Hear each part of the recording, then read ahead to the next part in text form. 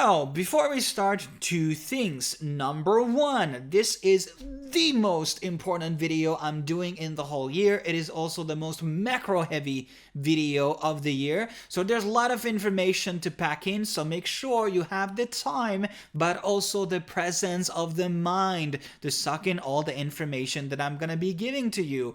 Number two, there will be timestamps in the description, so you can basically jump into the segments that matter to you the most, whatever it's the 2025 airdrops or the node sales or DePin or something else. Okay, so now that's out of the way, let's go into what we are going to be talking about in this very long video. So number one, we are going to be touching upon a bit of the narratives for 2025. Then we are going to be talking about node sales. Then we're going to be moving into DePin. Then we are going to be moving into NFT alpha. And then we are going to be going into BTC cycle and predictions for when the cycle is going to be ending. And then lastly, we are going to be talking about airdrops and my tier list for 2025. So let's kind of get started out what exactly 2025 is going to be looking. So I'm going to be kind of already alluding here earlier that I don't have a very strong conviction when the cycle is going to be ending. Some schizos are even talking about 26. I don't think that's going to be happening. Some people are talking about November or December, like Murad, for example. I think it's going to be ending at the start of the summer or end of the summer. That is kind of my prediction right now, but there are a lot of moving key pieces on this whole thing which are going to be having a bit of an impact what is going to be happening. Now, there's obviously a lot of narratives for 2025. People are talking about, oh, the comeback big kid is going to be Ethereum for 25. Honestly, I have lost a bit of faith that Ethereum will even make a new all-time high for 25. It can happen, but I don't think it will be 2x from the previous high, which was, I think, 4,600. So, I mean, at some point I was believing like, hey, we are going to be seeing 10k Ethereum or 20k Ethereum after the, the ultimate halving, the triple halving that we had when the merger happened. But I don't no longer believe in that. I don't think there's enough utility for the Ethereum token to actually justify that price unless they're going to be launching a DAO. I don't see that actually happening, but my opinion on that might change. Now, people are also yapping about AI agents. That is a one big term. I think that is more of a buzzword than anything else right now. I wouldn't be too much selling my coins for AI agent stuff. AI is obviously going to be having its momentum next year, and it's probably going to be short-lived. So will the meme coins, maybe the super cycle will happen or not. But I think a lot of the trajectories show that there's going to be a lot of interest in high quality products again in 25 when the cycle is going to be topping. And then there are obviously talks about GameFi, SocialFi. I'm very bearish on SocialFi. GameFi is really hard to push because NFTs and Web3 have a very bad reputation among trad gamers. And until that is defeated, we are not going to be seeing a huge game fee surge unless Off the Grid will be printing money a lot, and then everybody realizes like, okay, game fee is the next thing. Okay, so that's kind of like out of the bit of the narratives. And lastly, I do want to talk about like IDOs and things we have participated in 24. I think they were really bad actually this cycle. I think the three big winners for 2024 for me was Portal, Supra, and Peak. And those have done phenomenally, but a lot of like when we look into the coin list statistics, it didn't do really well. It didn't do really well at all. I have a lot of underperforming IDO sales. They were priced in too high, and this kind of goes into Murad's theory about a lot of sales already priced in way too high FTVs at initial go, and that is one of the big negatives of a lot of these sales. So the first thing I want to talk about here as our first segment is the node sales. Node sales are still kind of like a bit of a meta. That was a way to distribute tokens. It was a way to do grifts and get a lot of money for the developers. And a lot of them flopped or have delayed launches or absolutely been vaporware and sucked and were exit scams. But there are a couple of nodes which are still worth buying. I think one of them is Sentry, and Sentry did lower their prices. of their center keys. So you can get one as low as, I mean, one is kind of very low amount, but you can get more of them. Obviously, you can go for 100. I have 100 because that was the old model. And basically, you can also use my referral code and you will get 5% discount. Now, Sentry is going to be having 12 different airdrops next year from different gaming products on their blockchain. So Zai is a layer 3 blockchain, in case you didn't know. So having these center keys is actually going to be accumulating staking rewards, but also you are going to be getting those airdrops possibly, okay? It's like raffled prices or something like that was their model. But that's one of the nodes I would be getting. It's the cheapest node to get in. Doesn't require to actually set up anything like a VPS or anything. It's just like something you can stake directly into a pool. Then we have the Beam nodes. We already talked about this on the previous node video. The price has gone up to 3,750 from 1,000 something. This was happened on 24th. And I bought 2 of them at the previous price, and I still would say that this tier is still doable. There's a lot of rewards that come in. I think 4 different blockchain rewards are going to be given to you, plus the Beam things. And you can get 5% discount still with my code on the Beam node. So I think this is the most valuable node right now on the market. It is more on the expensive side, but maybe you had a lot of winnings recently and you want to tip your toes into something of a passive income. And I think this is launching on January, I guess, when the rewards start kicking in. So if you're looking for a node that you want to have throughout the bear market, I think this is definitely the one that you want to go for. And the projects that are partnered with them are pretty good. Now, the third and the last node I want to talk about is the OG Foundation. It's another node that I participated on a sale for at CoinList. And they had, I think, very, very many different partners for this sale. And there has been already 8 tiers which have sold out. And the prices started at $157. So these were very affordable. And now they are at $482. And they are going to be going up to $2,150. The only negative I have for this project is because they have a huge node supply. I think the idea of having like 100,000 nodes and stuff like that is not good. But then again, like, not all nodes are going to be bought, which is good in my opinion. But I would wish that there were more projects which would like radically hamper the supply of the nodes. But I still think it's still decent entry point for this sale. I might get you a promo code later on if I can find one. And they still might have sales under other platforms as of right now, but I'm not 100% sure about that. But I don't think this is the worst tier. It's not the best, but still a decent node sale that I would consider if you have nodes that you didn't really want to buy and the other 2 were not of your interest or you already have them. So that's kind of what I have to say for the nodes. There might be another 2 nodes which are maybe worthwhile launching next year. But right now we are more closer to the bear market, guys. So I wouldn't just go on ham buying nodes and expecting insane returns. I think a lot of the nodes that were bought on 24 are likely going to be printing more because you had more time to accumulate rewards. But that's my 2 cents.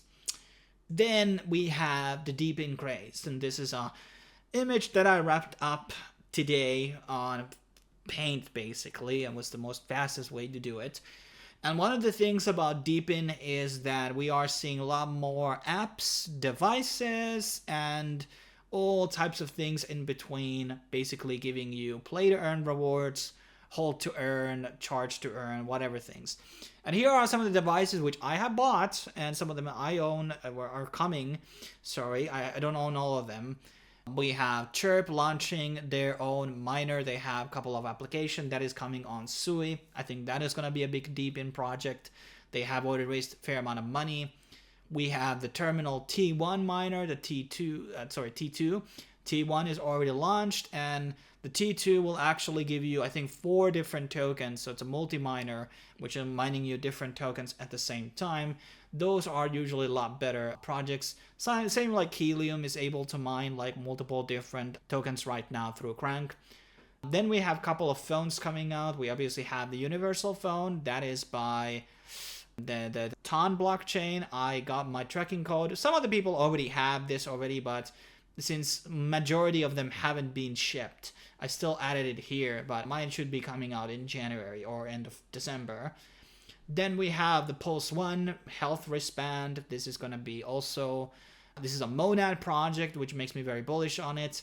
This should be happening in Q1 of next year. We have the Vape to Earn Puffpaw device, also sold out. That is going to be on Bearer Chain. Then we have the BitBoy gaming console. I ordered this already earlier this year, months ago. I think back in March or something, and I should be getting it very, very soon. Then we have the Solana Play, very similar style Game Boy console, bit different though. It has joysticks on it. And this is going to be launching in 25. This is also going to be airdrops. So a lot of these phones and gaming consoles are bound to get a lot of drops. That's why I'm very interested on them, because they give you soul-boned NFTs and people see, oh, you have this, we're going to give you a drop. So yes, Solana Play and BitBoy are probably going to be getting a lot of airdrops. The Pulse one probably will get some, and the Universal phone will get some. Then we have Xforge. This is a lot more recent phone. It's not tied to any big blockchain. They have their own blockchain, which makes me a bit bearish on it. But you had the ability, if you put $800 into the sale, you would be getting the Xforge phone and Xforge node at the same time for that investment on that project. Sui Play, which is a Steam Deck fork. Very excited about that. That is still on sale at $500, or is $569. And you will be getting... Already, I think 3 meme coins have announced drops for it. So this is going to be printing a lot of rewards. Then we have the Solana Seeker phone. This is the Saga 2, so to speak. It has already paid itself off. People have already airdropped tokens to the phone holders, which is crazy. So that is going to print as well. It's going to be happening in 25. And then we have a Moon Ring, which is a Bearer Chain bonus thing. This is like where to earn product, just like this Pulse one over here. This one I haven't bought. This is actually the only one on the list of a couple of few. This one I don't own. This one I don't own. Chirp I want to buy, but I haven't had the opportunity. Then there's a weather miner called Macro Nubila. That's also something. And by the way, a lot of these devices that you see on the screen will all be reviewed on the channel very soon, because I've ordered them, and once I get them, I will review them.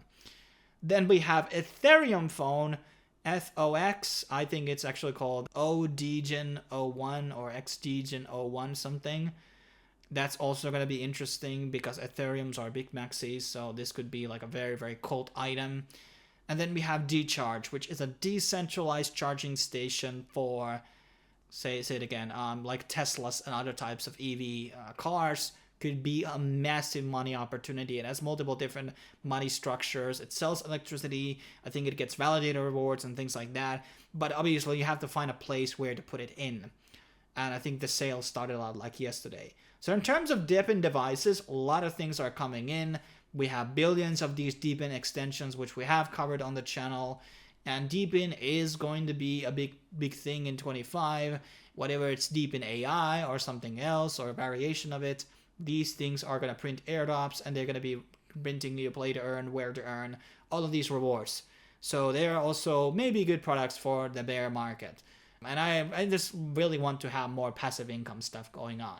Nodes are not enough. Now let's go into our next segment, and this is the NFT, and this are kind of playing into airdrops. Now, when the Pudgy Penguins Pengu airdrop happened, this made all the Ethereum EVM-based NFT collections to basically rise up in prices. And the reason why is because now every NFT collection is basically seeking out the idea of releasing their own token, because they're seeing the appeal of meme coins, and they also understand that if you have a 10,000 collection, it's not as effective as having million people wearing your meme coins, right? So a lot of this list that exists, and this is also in the description, is that these are speculative list of things that are going to be getting you token releases on by having the NFT. And there's a lot of things that are speculative on this list, and a lot of things that are being confirmed. The biggest, most confirmed is the Azuki collections. Azuki collections consist of a lot of things, like the Azuki main thing. It's right now at 11.6. Not too long ago, it was 9 ETH. And not too long ago, 2 weeks ago, it was like 6 ETH. And I'm totally like outpriced of getting Azuki right now, but you are in luck since the Azuki Elementals are at 1.5 ETH. And there's a third collection known as the Beans Official, and that is 0.71 collection. And all of these three are likely going to be getting the anime token airdrop. That is pretty much like written in stone. What is going to be the breakdown of every holder remains to be seen. So I'm saying that Azuki owners are going to get the most, then Elementals, and then Beans. And so you kind of have three options here. Each of them are going to be getting you a different amount of anime tokens. They're not going to be definitely one-to-one. It's the same with Pudgies. Pudgies got the most, Pengus then got the little Pudgies, and then it was Pudgy Rods. So it's only going to be distributed like that. Abstract, one of the blockchains we are going to be talking about later, is going to be also having an airdrop, I believe, in Q1. And that's going to be a big NFT chain. There's going to be a lot of NFT launches there. And that's going to be one of our key places we are going to be playing this game, the whitelist game. If you want to like get into NFT sales, it's going to be on Eclipse and it's going to be on Abstract. Those are the things we need to focus on next year. And we also know most likely all of these Pudgy collections are going to be getting the Abstract chain airdrop as well. So that's another reason why you could buy a Pudgy, Little Pudgy, or Pudgy Rods right now. Pudgy Rods are actually very cheap. I think these were 2 ETH at the price before the actual, let's see, 24 hours. We're going to have a 30-day chart over here. So yeah, they were around 2.2 Ethereum before the Pengu airdrop. So I think these are very affordable. But I think if you have the bit extra money, I would maybe go for a Little Pudgy instead. But once again, they are kind of high prices right now. Doodles is another collection that is going to be already confirmed in airdrop, and they also have a sister collection. I don't remember what it was called, but it's in my list. This is the wrong one. So, okay. So that's a lot of Ethereum. So Azuki and Doodles collections are like now 100% locked in. Their tokens are launching. Snapshots are not taken, far as I know. And you can still buy in if you want to. But the hard part about it, and I should have prepared a chart, but I was just too busy. But you have to be understanding when to exit. One opportunity is to exit before the token releases, like hours before or day before, is sell it at the top. Or you're going to be waiting for the token to launch and you believe, like, let's say the token's value is 50% of the cost jump from what you get in. So let's say you bought an NFT at 8 Ethereum and now it's at 10 Ethereum, which is the peak. So that is 2 Ethereum discrepancy. You have to think about, is this airdrop going to be higher than that 2 ETH? And if it's not, if you're like this 1.5 ETH valued token airdrop, then you think like, oh, maybe the floor will recover. So when the Pudgy Penguins airdrop happened, I didn't sell my NFT because I knew that the floor would recover. Pudgy is back at 22, almost 23, okay. It went to 16. I could have sold my tokens immediately at $80,000, and then I could have sold my Pudgy Penguins at 16 Ethereum.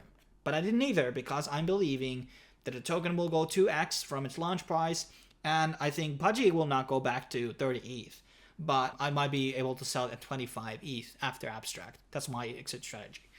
So then we have the Kaido Genesis. That is likely going to be getting an airdrop. This has insanely rose. We have Sappy Seals. That is very much in the cards.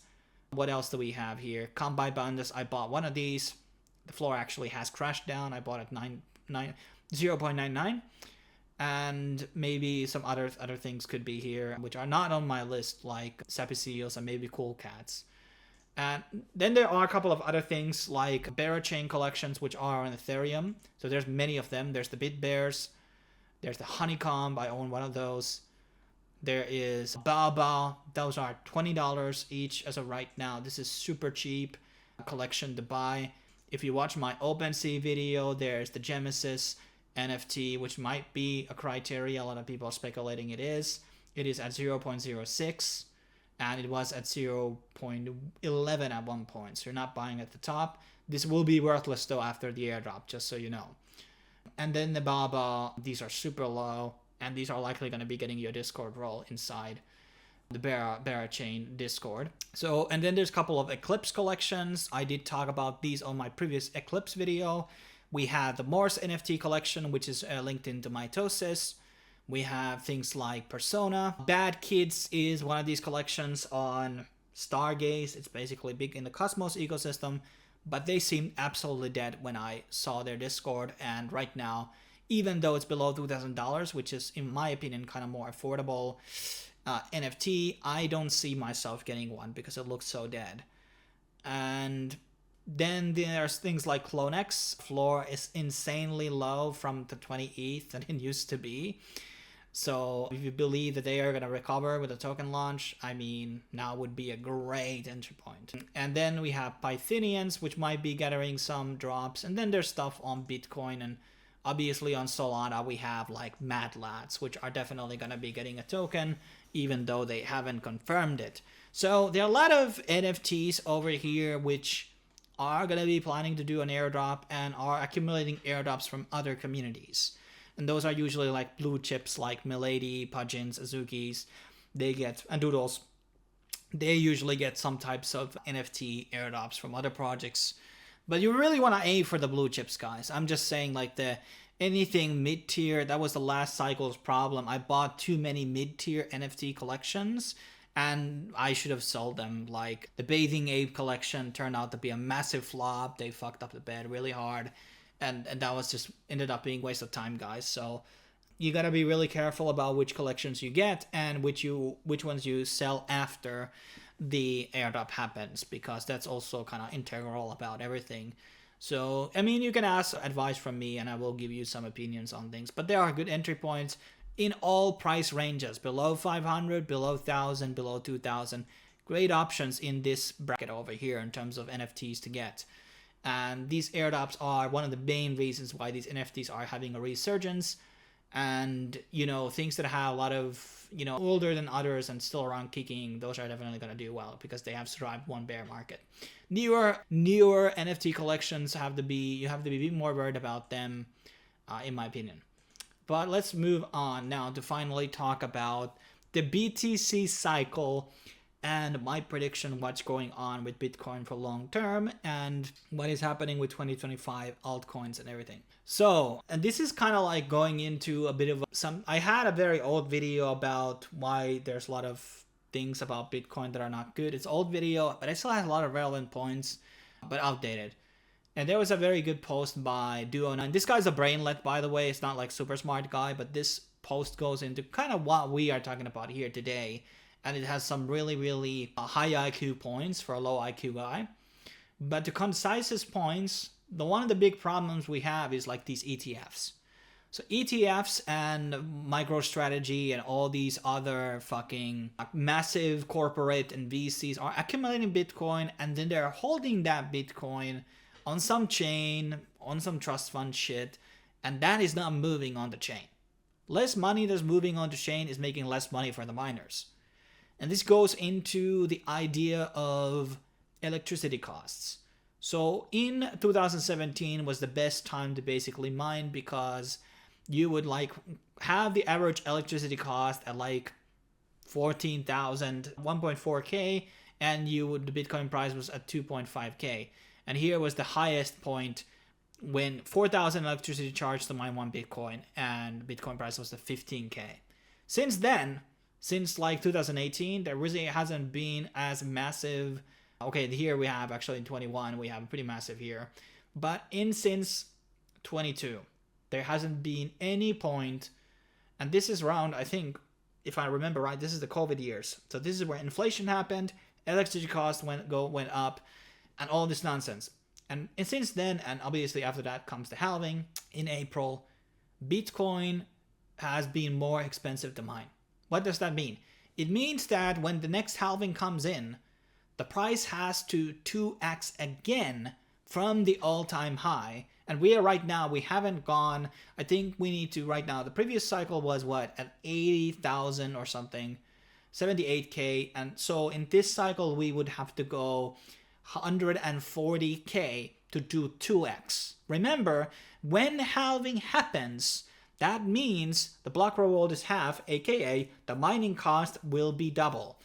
So in order the miners get money back, they are fucked if the price don't go 2x. And when the next cycle comes in, you have to 2x from there, even when you didn't 2x in the previous cycle, in this cycle.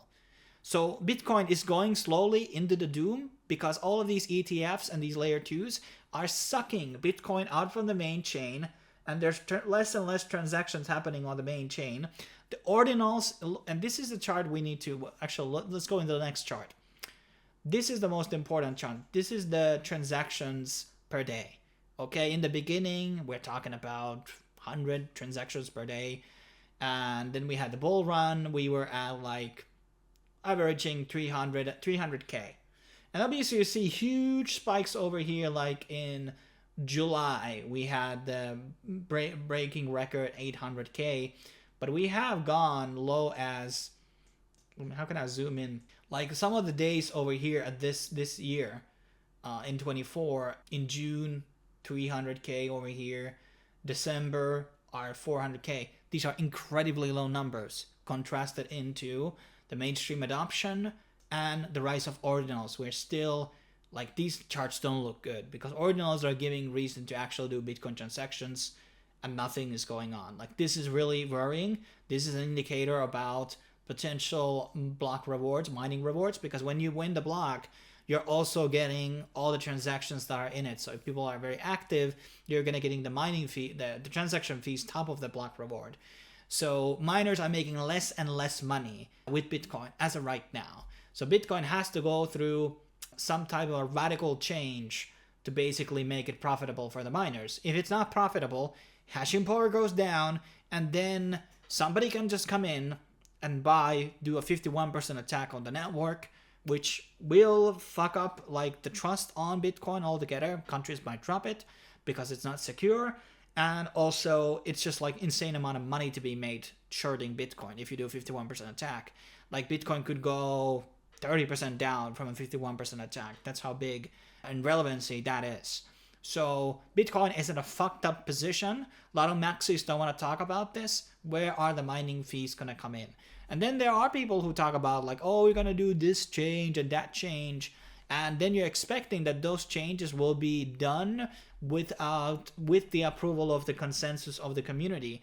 And if that doesn't happen, there will be a hard fork.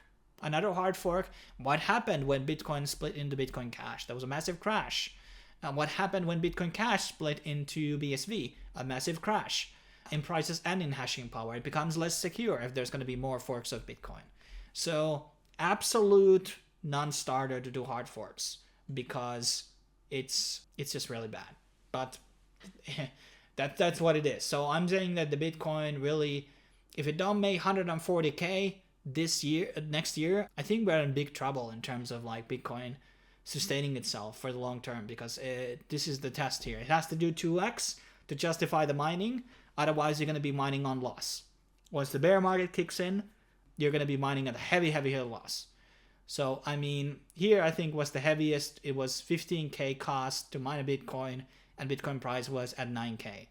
And so we are seeing a lot more of that here. In this year, we have seen the costs to mine be over than the rewards. That's not good. That's not good. But I said anything that I have to say about Bitcoin right now. And what are the other things that are going to be meaningful? The alt season cycle is obviously the wars. The Gaza war has to end and the Ukraine war has to end. By the looks of it, I think both of them are going to come to an end next year. Iran war may start. Let's hope not. But that wouldn't be as bad. Like, let's say Iran war starts, but the Ukraine war ends. That's going to be bullish. That's my consensus, like, in a world economy, global economy. But I think peace is super bullish for price and stability. So that's what we want. And a lot of the prices are going to be staying on those two things, and Trump's promises to do those Bitcoin things. But let's go into one of the most interesting subjects, and that is airdrops. This year, I have made $163,000 throughout airdrops. That is more than a lot of people. I think that's a top 10%er in America. I think maybe in some low-level doctor makes less than that. So that's a lot of money. That's how much money you can make. Obviously, I am an influencer. I had certain airdrops which had multipliers because I had referrals and I had more capital than some people. But we have seen this year things with Zion, things with Movement. testnet airdrops pay really well, and they are going to pay really well in the next year as well. So it doesn't, I don't want to hear any excuses like, am I too late? I don't have any money. Like, shut the fuck up, faggot. Shut the fuck up. There is a lot of opportunities to make money with no capital whatsoever. Either you build a referral links a lot in the internet, or you just farm testnets.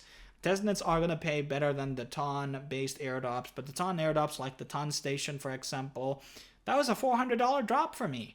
So there's going to be a couple of those ton drops which are going to do really well, and then the testnets are going to be best for people who don't have capital. So there's a lot of ways to make money without having any money, just saying. So this excuse about needing money is totally false. Liquidity projects actually, when I look at these charts over here, there was 2 very dry months. I believe this is September and August were really bad months, and I did miss on a couple of key drops in those, which would have made those numbers look better. But the start of the year was very strong, and the end of the year obviously has been mega strong.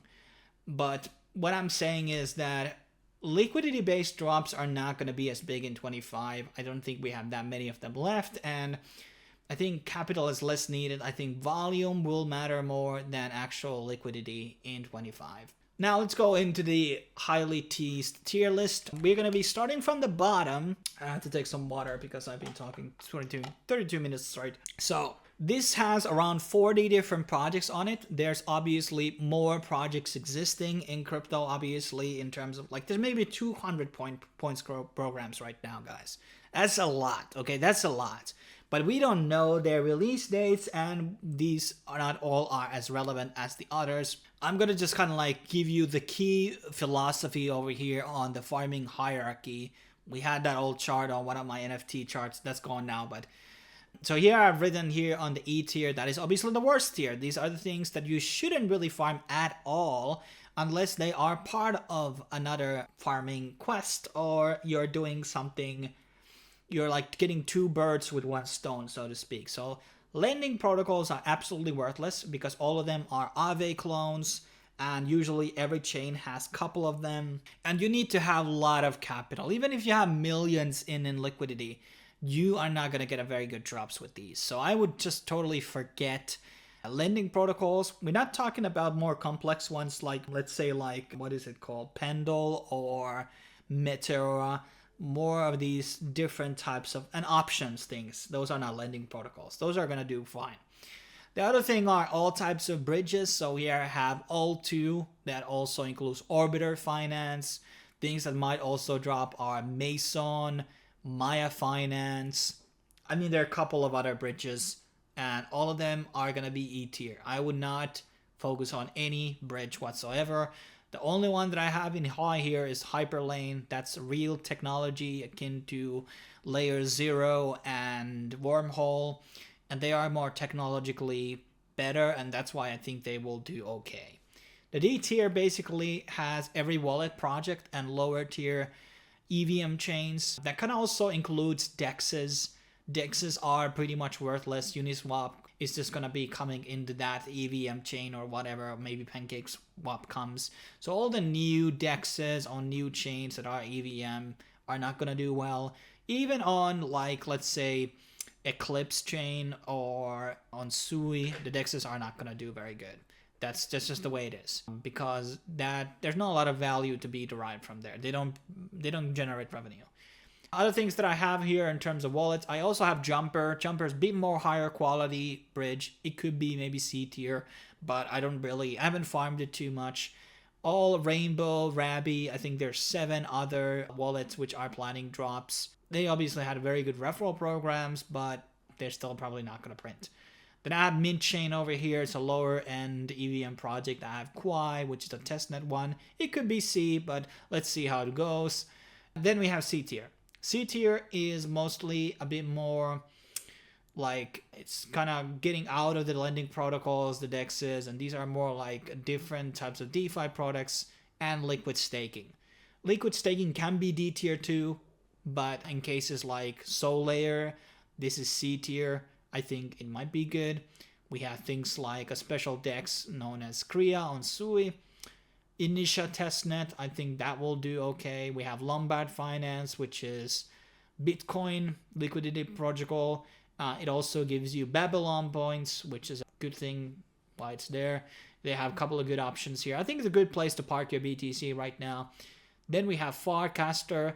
And Farcaster maybe was higher on my previous tier list, but now it's lower, I think. It could be even D tier. I've just totally lost faith on Lens and Farcaster. I think they're totally dead, and these social fee things are not going to print. Not going to print. I just don't think people want to use them. I think one of the big things that I forgot to mention earlier in this video is that we haven't done acquisitions of Web2 protocols in crypto enough. Things like Mastodon, for example, should be acquired by a crypto company. BitChute should be acquired by a crypto company. I would say also Rumble, but Rumble is planning crypto release, apparently.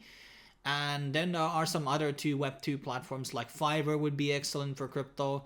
We need to just buy the Web2 social platforms like Tumblr maybe and just put it to use crypto instead of build our own. Yes, decentralization matters, but not exactly always. And in a lot of cases, people just like using X, Discord, and Telegram.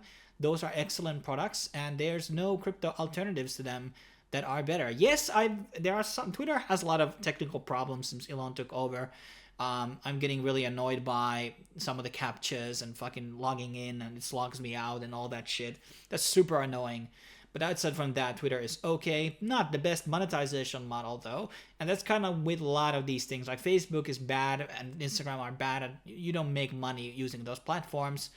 And that's kind of a problem with them. And that's why they could have competition. But crypto is not a stage where it has a massive amount of people who could just bring out, 1 million user fucking platforms. Farcaster doesn't have 1 million users. Neither does Lens. Then we have Hyperlane, good bridge.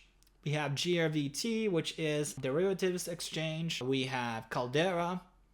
We have Abstract Chain, which could be B tier. We will see how much Pudgies and all these NFT freaks, I shouldn't say freaks, but NFT enthusiasts are going to move that chain higher on the echelons. So, echelons, I don't know what I was trying to say there, but yeah, it could be B. And yes, it's testnet 1, so it can't be really A or S. There's no way that it could be that valuable. Kaito, I've also put it low because it is, and yeah, it's some AI shit. A lot of people are hyping it, but it's gonna be influencers who are gonna be printing a lot of money from this, not the normal fucking Twitter user guys. And I just don't have that much belief in it because it's so whale heavy, and I think that's gonna be the airdrop also. B tier is very intertwined with A tier. It's really hard to sometimes make discrepancies between the two. We have the Polygon ZK EVM, which I think they like totally flopped or something. I don't even know if there's an airdrop coming on. Polygon is a total joke as a chain, but because it's so high up in the market cap, their layer 2 obviously would be doing okay. Then we have Movement. It's the one of the two which is listed here, which already had done initial drop. Movement is good technology. They're a high-ranking project, and they're going to be starting some type of yield farming, liquidity-based project probably for their season 2. So I think that's worth doing. Pump Fun is a big player. It could be A, but I think that's going to be happening in Q1. Sonic VM, I think this is also going to be printing really well. Walrus is Sui project on testnet. I think this is the highest testnet project on the list. They are doing like decentralized storage, which is still kind of niche, even though there are a couple of projects doing that. I have a lot of hopes for this one. Babylon is one of the bigger Bitcoin restaking shits right now going on, and that's the only reason why it's here. And it's kind of like the biggest Cosmos chain not launched yet on the mainnet, so I think there's a lot of potential for that one. Then we have Karak. Karak could be C. It's a restaking thing. Let's see if it actually will fly or not. MetaMask is self-explanatory. It's a very large wallet, not as big as Phantom, but probably the second largest after that. So it has a lot of value, and it probably will launch with Linea at the same time or very close to Linea's launch. And maybe even the Foxy token is somewhat linked into MetaMask somehow. I don't know. MarginFi is another derivatives platform. They had a bit of a shitty PR thing going on. They have delayed their drop very, very long. I don't know when it's going to be happening. Symbiotic, another restaking thing. Alternative to Eigenlayer, which could print well. And then we have Hyperliquid. And Hyperliquid was the largest airdrop known to date. But because now everybody knows it, I'm not so sure that the next airdrop is going to be as big. And I just like really don't believe that people have fading the season 2 as much as season 1. So it could be A, it could be even S, but I think that people are aware of it now and they are farming season 2.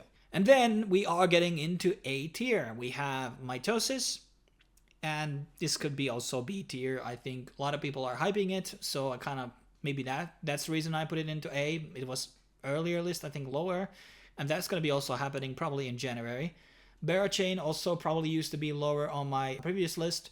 Now it's on A because once again it's like abstract, not actually like abstract. It's kind of like Monad. There's a lot of people building on Barachain, and there's a lot of NFT collections, a lot of art people.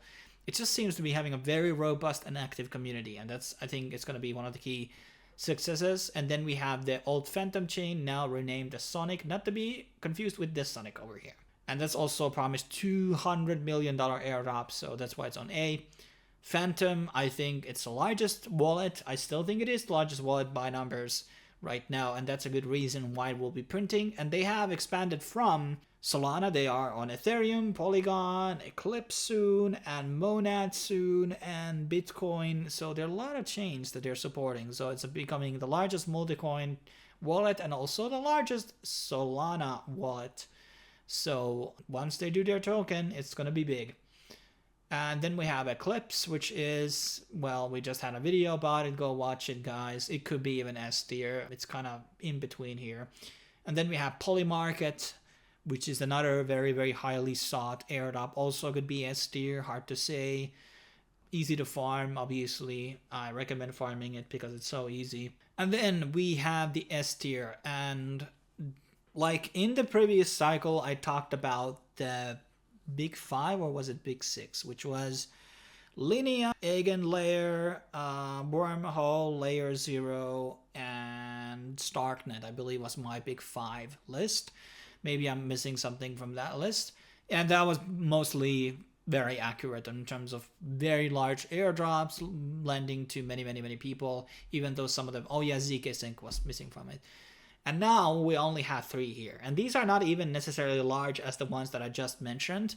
Monad is, in terms of money raised, the largest largest project not to airdrop, okay? So Monad's funded amount is very high, I think 220 million, and that is the largest one. Farcaster is 120, I think. So those two are very large projects which have not yet the token. In terms of capital, Monad could be big. So that's one of the reasons why it probably will be printing a lot. It's unique technology, good technology, and there's a lot of like cult-like following for the project already, even though the testnet is closed for developers. And I just think Monad is going to be my main focus once the testnet opens for public. It's going to be one of my big focuses. Then we have OpenSea. OpenSea is just simply, I think to this day, it is still the most known NFT marketplace. Magic Eden is obviously very close second right now, and Magic Eden could some senses could be the bigger now. I don't know in terms of volume, but OpenSea has a lot of brand power. It's a very OG project, and I just believe it's going to be a huge drop, even though they probably are going to give a kind of small allocation for the community, maybe 5% or something. But somehow I think OpenSea is going to be large. That's kind of could be A tier, but whatever. And then we have S tier on Meteora. Meteora is the sister project to Jupiter. Jupiter was also a very large airdrop, and because they are very linked to each other, and also Meteora is making a lot of money, I think, actual revenue, I mean. So, and Meteora is kind of more important project because it's like, it's DLMMs and kind of like LPs. It's kind of valuable more than Jupiter in terms of what it does. And it could be bigger than Jupiter, and if it is more bigger than Jupiter, technically it belongs to S tier, okay? And I need to start more seriously farming it, and we're probably going to be doing a guide on it. Whew, that was basically the list of airdrops, okay? And obviously on Japper, there's a lot of these things where you can track different, I mean, this list is pretty much the ones that we just covered. I haven't covered Story or Infinex. I don't have very strong opinions about them, or Solve. But it says a lot of the same stuff we just looked into. But this is also another place where you can kind of keep tracks on some of the airdrops happening. So I guess Kaido is useful for something. I also want to recommend people using the Whales Pro to sell certain airdrops, which they think they're going to perform well or poorly. Interested to see how Kelp will do. That has been for quite some time, and I have a lot of liquidity there. I'm not sure where I'm going to be moving my stuff next from there, but I think it's the last big Eigenlayer project not to yet airdrop. And that basically ends up my end of the year video. This ended up being quite long of a monologue and a video, but that's where the timestamps are. And just to kind of like summarize, 25 still has money-making opportunities, but a lot of these are airdrops that have been going on for quite some time. People who started this year and the year before that are going to be getting the best multipliers on the drops that are going to be happening in 25. But I like it though, as I said earlier, there's going to be node sales, there's going to be token sales, and there's going to be airdrops for everybody to enter in still in Q1 of next year. But now you have to really get serious. Like, I don't want to hear people coming in like March or April. Is it too late? You know, like, I don't want to see that. I don't want my community to come to tell me that on fucking April. Like, please no. Like, you have to get laser focused right now. Now is a good time. Holidays in most around the world. Consolidate your monies and be prepared to provide liquidity and do just transactions and shit like that. And we are going to retire next year. And one last point I need to make, which is I don't think that the cycle after this one is actually going to be any good. I think it's going to be very minimal returns, to be honest. Obviously every cycle will have your 1000x's, meme coins and moonshots, but honestly, I think this is the last cycle to make real good altcoin gains with a solid growth. I think next cycle is going to have very minimal Bitcoin growth. That is also going to be showing on a lot of altcoins as well. So we are not in a very good position if we are not exiting in this cycle. That is my belief. Not all people believe me, but I think this is the last big super cycle, so to speak, where we're going to be seeing very astronomical gains.